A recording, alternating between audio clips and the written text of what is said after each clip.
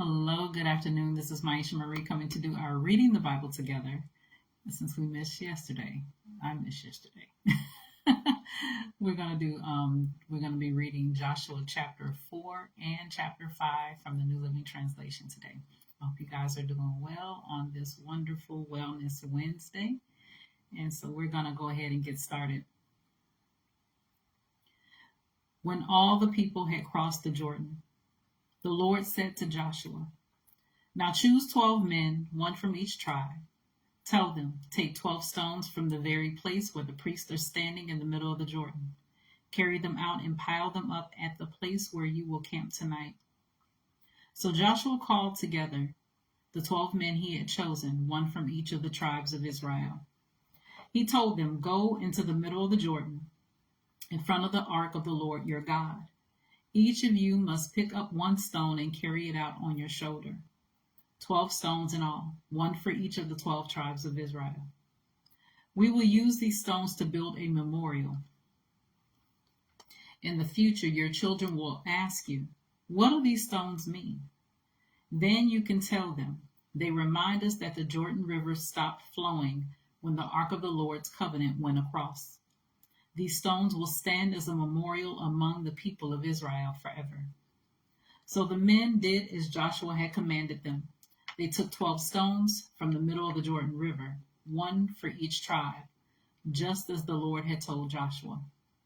They carried them to the place where they camped for the night and constructed the memorial there.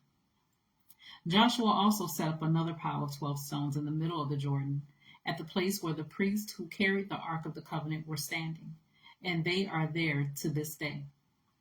The priests who were carrying the ark stood in the middle of the river until all of the Lord's commands that Moses had given to Joshua were carried out. Meanwhile, the people hurried across the riverbed, and when everyone was safely on the other side, the priests crossed over with the ark of the Lord as the people watched. The armed warriors from the tribes of Reuben, Gad, and the half tribe of Manasseh led the Israelites across the Jordan, just as Moses had directed. These armed men, about 40,000 strong, were ready for battle, and the Lord was with them as they crossed over to the plains of Jericho. That day the Lord made Joshua a great leader in the eyes of all the Israelites, and for the rest of his life they revered him as much as they had revered Moses. The Lord had said to Joshua, "Command the priests carrying the Ark of the Covenant to come up out of the riverbed." So Joshua gave the command.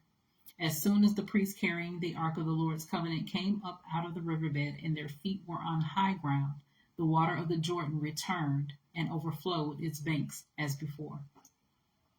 The people crossed the Jordan on the 10th day of the first month. Then they camped at Gilgal, just east of Jericho. It was there at Gilgal that Joshua piled up the 12 stones taken from the Jordan River.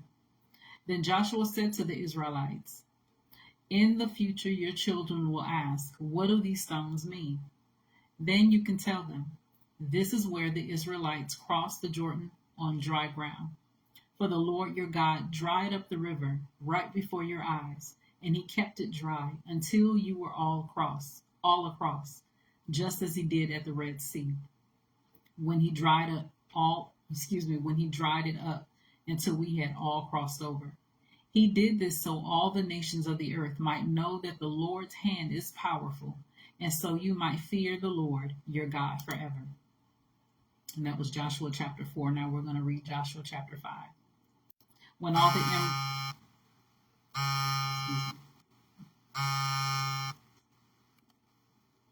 When all the Amorite kings west of the Jordan and all the Canaanite kings who lived along the Mediterranean coast heard how the Lord had dried up the Jordan River so the people of Israel could cross, they lost heart and were paralyzed with fear because of them. At that time the Lord told Joshua, "Make flint knives and circumcise this second generation of Israelites." So Joshua made flint knives and circumcised the entire male population of Israel at Gibeath Haraloth. Joshua had to circumcise them because all the men who were old enough to fight in battle when they left Egypt had died in the wilderness. Those who left Egypt had all been circumcised, but none of those born after the Exodus during the years in the wilderness had been circumcised. The Israelites had traveled in the wilderness for 40 years until all the men who were old enough to fight in battle when they left Egypt had died, for they had disobeyed the Lord. And the Lord vowed he would not let them enter the land he had sworn to give us, a land flowing with milk and honey. So Joshua circumcised their sons, those who had grown up to take their fathers' places, for they had not been circumcised on the way to the promised land. After all the males had been circumcised, they rested in the camp until they were healed. Then the Lord said to Joshua, "Today I have rolled away the shame of your slavery in Egypt." So that place has been called Gilgal to this day. While the Israelites were camped at Gilgal on the plains of Jericho, they celebrated Passover on the evening of the 14th day of the first month. The very next day they began to eat unleavened bread and roasted grain harvested from the land. No manna appeared on the day they first ate from the crops of the land, and it was never seen again. So from that time on, the Israelites ate from the crops of Canaan. When Joshua was near the town of Jericho, he looked up and saw a man standing in front of him with sword in hand.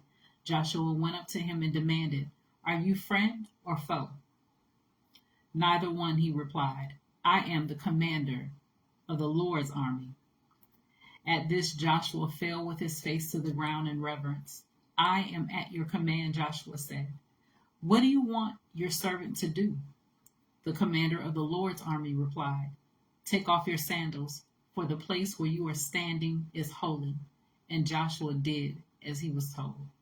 So that was Joshua chapter 4 and chapter 5 from the New Living Translation. As always, continue to search the scriptures daily to see what is true. Allow Holy Spirit to illuminate the word into your heart, your mind, and soul, bringing knowledge, understanding, and wisdom, and most of all, revelation of who God is, his nature, his character, and how much he truly, truly loves you. You guys take care. God bless. And until next time.